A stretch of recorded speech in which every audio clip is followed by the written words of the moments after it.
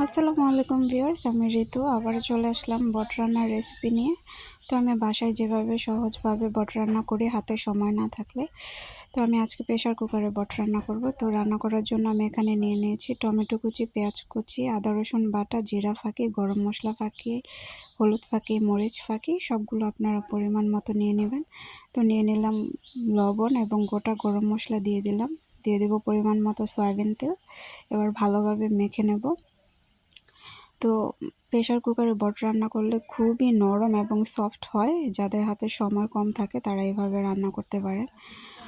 তো তারপরে আমি মেখে কিছু পরিমাণ পানি দিয়ে আমি বটটা বসিয়ে দেব। তো আমি তো রান্না করতে বসিয়ে দিলাম।